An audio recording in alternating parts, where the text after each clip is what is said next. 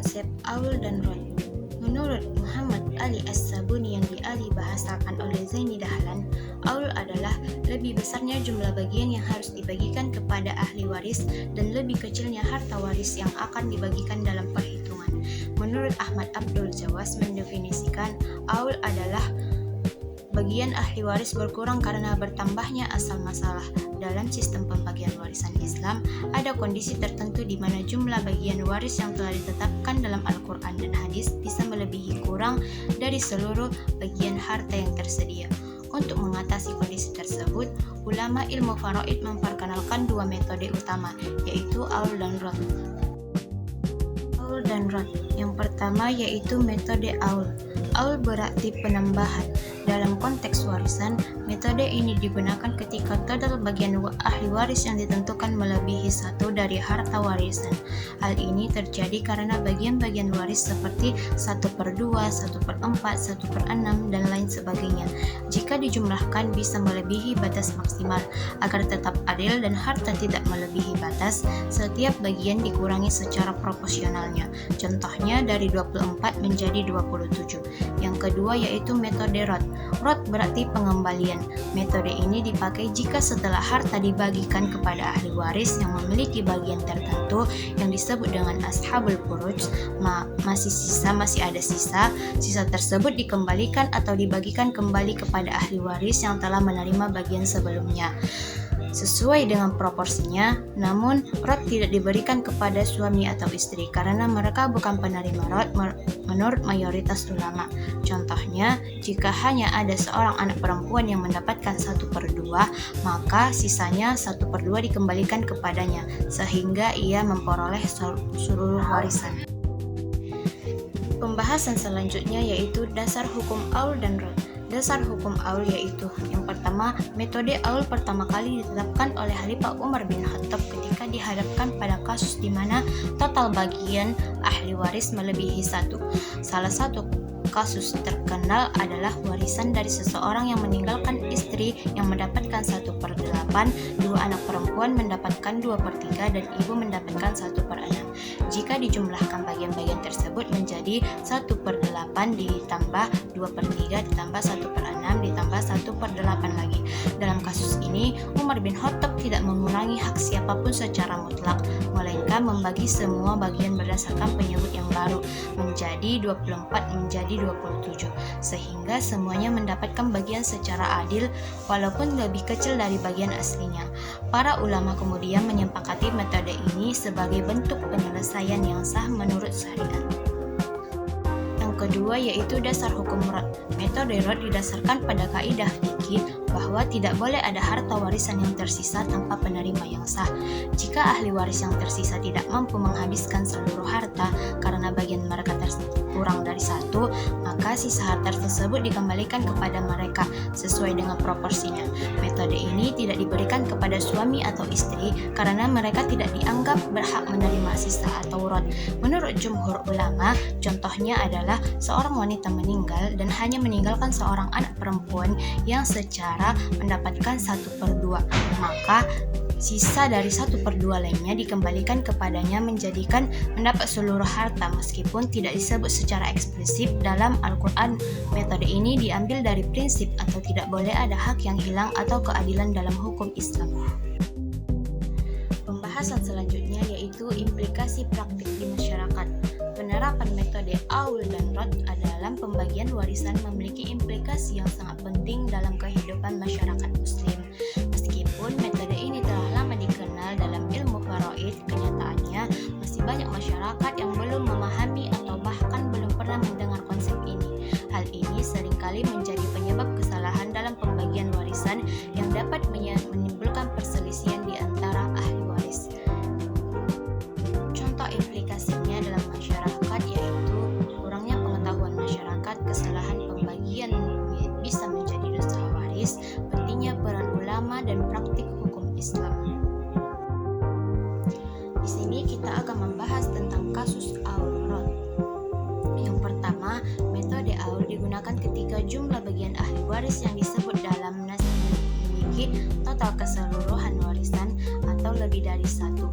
Dalam kondisi seperti ini, pembagian bagian harus disesuaikan agar tetap adil, yaitu menaikkan penyebut dalam penghitungan faraid, sehingga semua bagian tetap diberikan tapi nilainya menjadi lebih kecil dari bagian aslinya. Contoh kasusnya yaitu seseorang meninggal dunia dan meninggalkan ahli waris sebagai berikut. Istri mendapatkan 1/8, ibu mendapatkan 1/6, dan 2 anak perempuan mendapatkan 2/3. Langkah pertama yang kita lakukan yaitu hitung total bagian warisan. Contoh kasus rot, yaitu metode rot digunakan dalam pembagian warisan ketika total bagian ahli waris yang berhak menerima atau ashabul furud kurang dari 1, sehingga masih ada sisa harta setelah semua bagian yang ditentukan syariat dibagikan. Dalam situasi ini, sisa harta tersebut dibiarkan melainkan dikembalikan kepada para ahli waris yang berhak sesuai dengan proporsi bagian awal mereka. Namun, metode rot tidak berlaku bagi suami dan istri karena mereka tidak termasuk penerima rot menurut mayoritas ulama. Contoh kasusnya yaitu seorang wanita meninggal dunia dan meninggalkan hanya 1 anak perempuan tanpa suami, tanpa orang tua, dan tanpa saudara kandung. Menurut hukum faraid, anak perempuan tunggal mendapatkan 1/2 dari harta. Langkah pertama yaitu hitung total bagian warisan. Hanya ada 1 ahli waris yaitu anak perempuan dengan bagian 1/2. Total warisan terbagi menjadi 1/2. Sisa harta 1 kurang 1/2 sama dengan 1/2 setengah harta sisa. Langkah kedua, terapkan metode rot karena tidak ada ahli waris lain. Metode rot ini memastikan bahwa seluruh harta warisan terbagi kepada yang berhak dan tidak ada yang tersisa tanpa pemilik selama ahli warisnya bukan suami atau istri.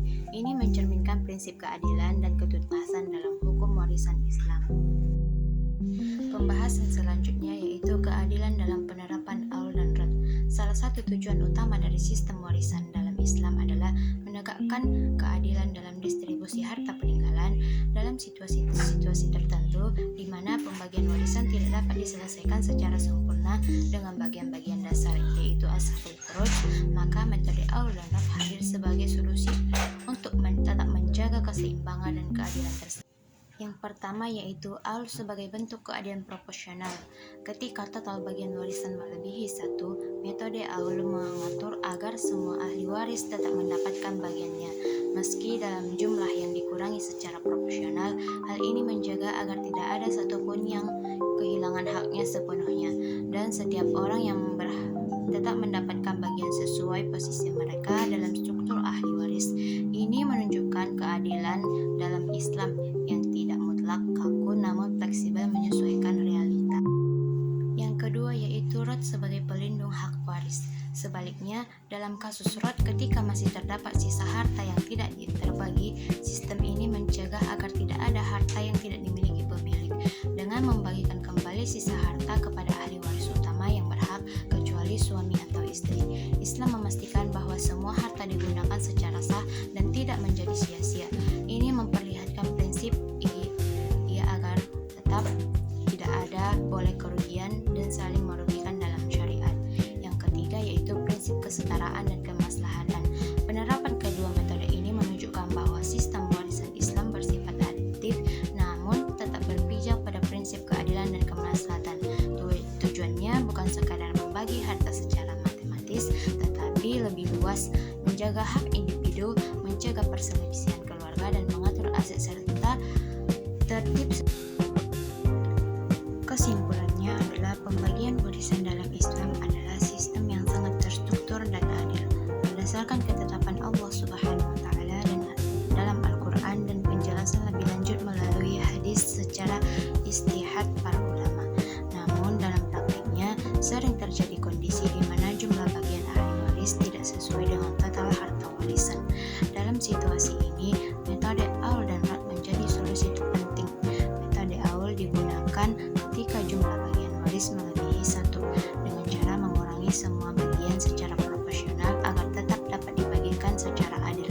Sebaliknya, metode rot digunakan ketika bagian warisan kurang dari 1 sehingga sisa harta dikembalikan kepada ahli waris yang ada selain suami atau istri. Kedua metode ini meskipun tidak disebutkan secara eksplisit dalam Al-Quran namun bersumber dari praktik para sahabat dan didasarkan pada prinsip keadilan, kemaslahatan, dan keutuhan dalam pemahaman tentang aul dan rasa penting, terutama di tengah masyarakat yang masih minim pengetahuan tentang faraid. Tanpa yang tepat, pembagian warisan bisa tidak sesuai syariat, bahkan bisa menimbulkan konflik dan kezaliman. Oleh karena itu, edukasi kepada masyarakat serta peran aktif ulama dan ahli hukum Islam sangat dibutuhkan agar pembagian warisan bisa dilakukan dengan benar, adil, dan sesuai dengan tuntunan syariat. La Habana.